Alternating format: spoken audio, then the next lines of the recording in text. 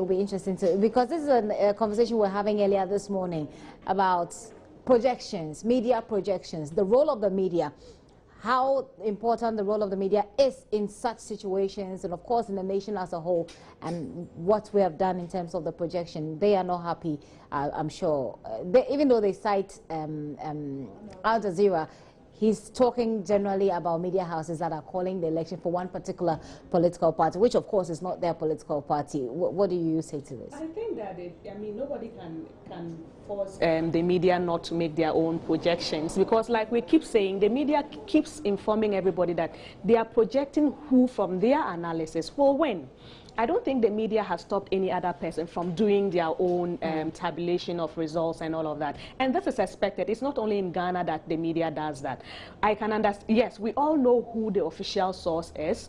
And I think the Ghanaians as well know who the official source is. Although they have the information from the media, they know that we are all waiting on the Electoral Commission. Right. But and actually the figures with which we made the projection were certified from the EC. Yes, from the constituencies, from the various presiding officers. They certify these results. Okay.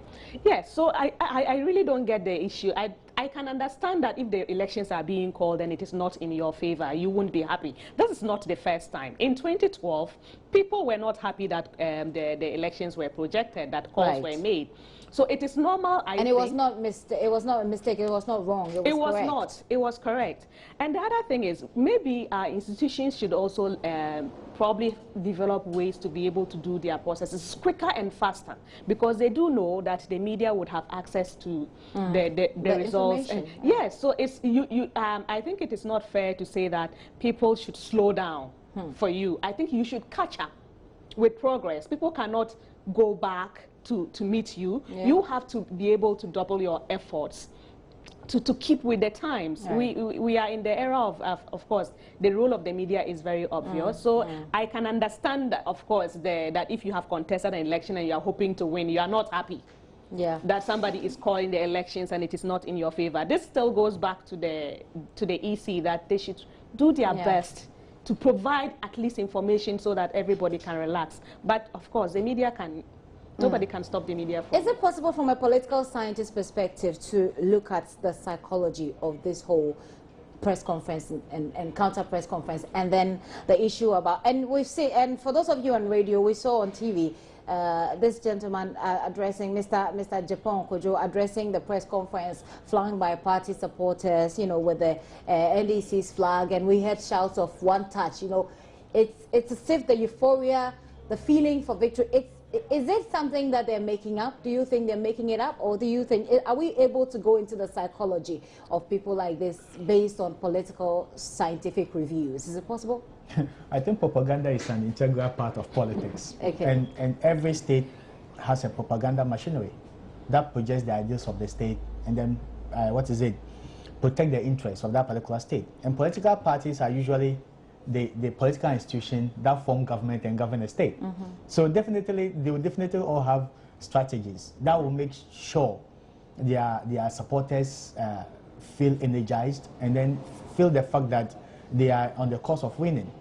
And that explains the reason why most of these people are not so much happy with the calling of the results. Indeed, we know that if an election is called by an media house or another political party, even before the EC declares, there is the potential that the official results may be different from what has been called, and that can create a lot of misunderstanding in the minds of the people. That's the wind of caution we are all throwing against. But the issue is that these are just projections, and that are not binding. You understand? It's just like before the election, you do an opinion polls, and then you say that based on my sample size and this methodology, this number of people, this party is going to win. The fact that you've done doesn't mean that it's binding. But we still have to wait for the Electoral Commission, whose results is binding. Once that one is declared, it's totally binding. And if you are not happy with it, you go to court. But if somebody calls an election and you are not happy, if somebody doesn't have the mandate and call the election, you shouldn't be worried. If you don't like, just disregard it. I think that's what we should be doing. You can't complain against a media station that they have called the results that you don't like. They don't have to. The only person you have to wait for, or the only person whose declaration is binding, is the Electoral Commission. And right. if they make their declaration and not happy with it, you know what to do. Right. So the claims against the media houses, I think it's a little bit, to some extent, misplaced. Okay. You can make your own projections. I think the NPP, for example, did not wait for any media house to make a projection before they put out what they considered as their result. So I don't think anybody is stopping another person, although we are all trying to, of course, do it in an orderly manner so that we don't end up unnecessarily inciting people to misbehave. But the claims against the media houses, I would just say that everybody should know, and I think the media has put the information out there that it is the EC that will do the declaration. Right. But what they have done is their projection of who will be the winner, not who is the winner. Hopefully they'll understand. And when Israel went into the strong room, the NDC now so that we don't confuse our listeners and our viewers, we were talking about the corruption issue. Okay. But you want us to go back to Israel's discussion. I just want to say, we are just talking about this whole issue of calling elections. Okay. I said when they spoke to the NDC candidate, he said their candidate is slightly ahead. He's leading slightly. Yes. And when they spoke to the NPP candidate, he said our candidate is comfortably leading. Yeah. So it all has to do with the mind games.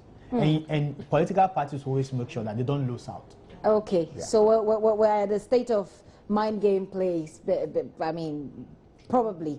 But then let's go back and talk about the corruption issue. And if you would be able to touch on some specific issues that you would expect the next government to deal with, that would be interesting in the conversation about corruption, because you've mentioned that either ways, whether it's an NDC government that's retained or an NPP government that's coming in, they're going to have to look at corruption.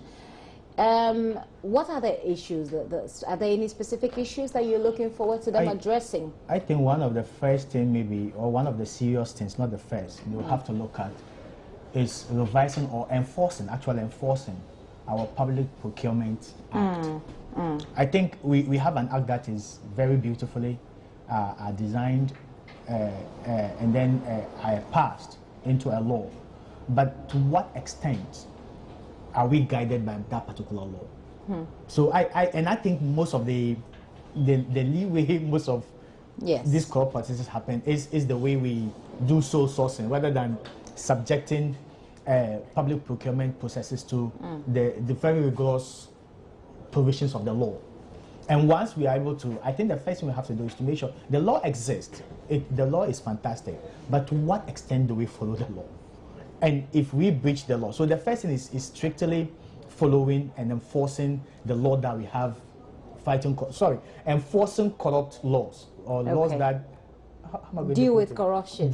Fantastic. Enforcing laws that deal with corruption, including the Public Procurement Act. And then the second thing has to do with the punitive aspect. Okay. If so, though a lot of people believe that retributive justice don't usually correct people, right? But I still believe that it could be a deterrent in a way for people who may intend to commit similar crimes. But if somebody commits a crime that borders on corruption and that person has not been punished, then it emboldens people to, at least this person did it and went away with it. If I also try, I may also be lucky. But if you know that this person did and he wasn't lucky, the other did and he wasn't lucky, you'll be very careful.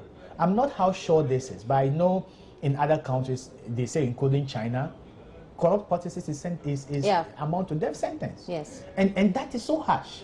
But that's to the extent that it deters people completely from doing it. So if you know that the laws exist and the state will definitely apply it, it can one way or the other caution you into going to it. The third one has to do with the trying as much as possible to make the distinction between cultural values and then formal institutional practices. I know the African culture is so rewarding that even when you are going to a chief's palace, you go with a gift to a bottle of schnapps, something like that. So what we usually do is that you have a contract, then you are going to greet the minister or somebody, then you go with something.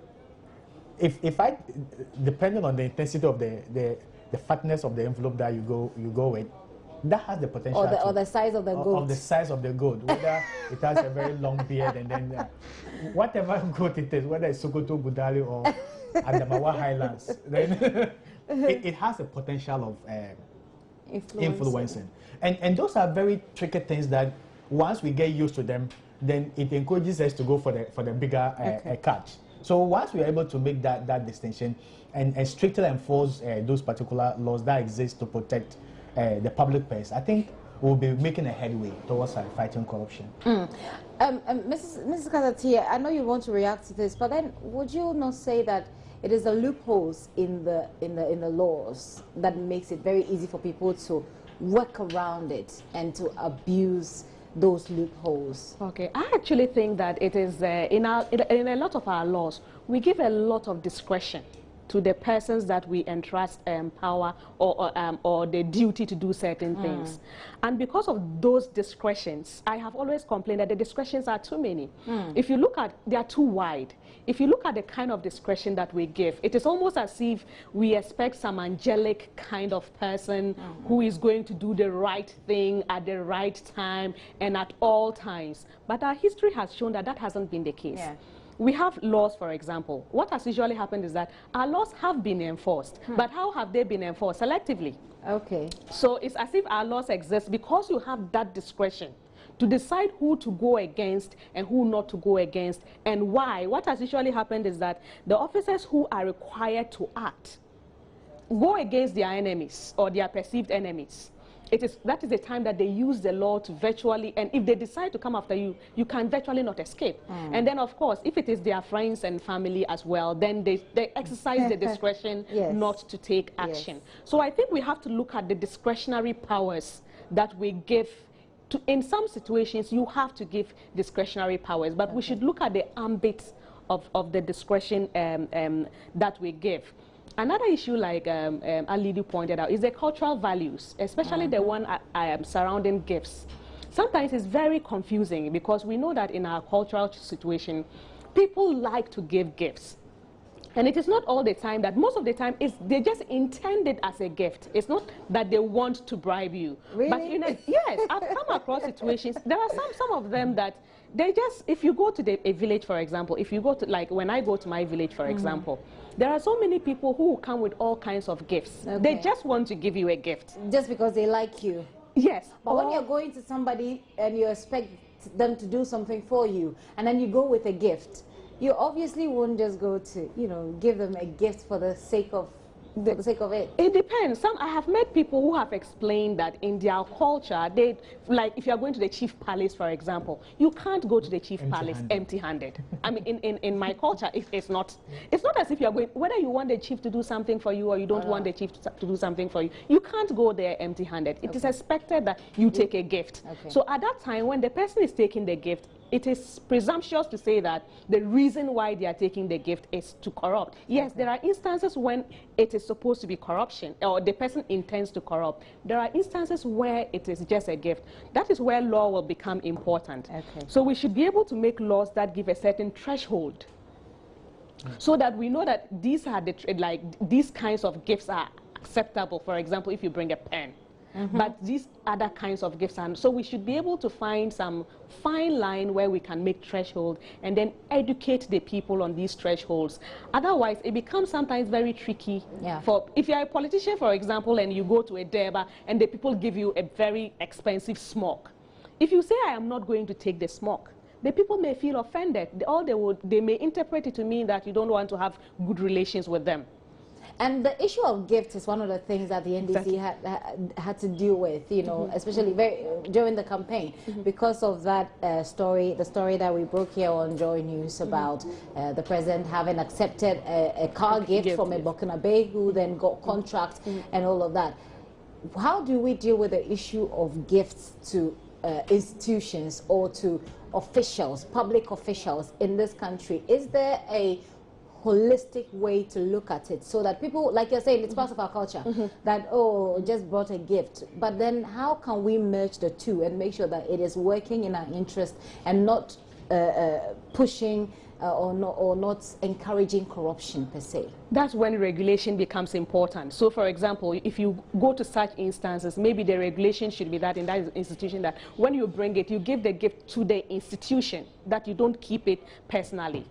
So we need to be able to put in place regulations and codes of practice in the various institutions, and even if it is necessary, have some kind of LI or some form of regulation that every public office will have to abide by, in which we will set out the nitty-gritties and when it should go to the institution, when it should not go to the institution, because, for example, if you have a contract and you are giving a gift to the public works department that has to supervise your contract, even if the gift is given to the institution, of course. How about we avoid gifts completely in our institutions? I think in other cultures, they also have that culture of giving gifts, and they haven't outlawed their culture because of the issue of corruption. They have had to find a way of dealing with it. We are people who like to interact.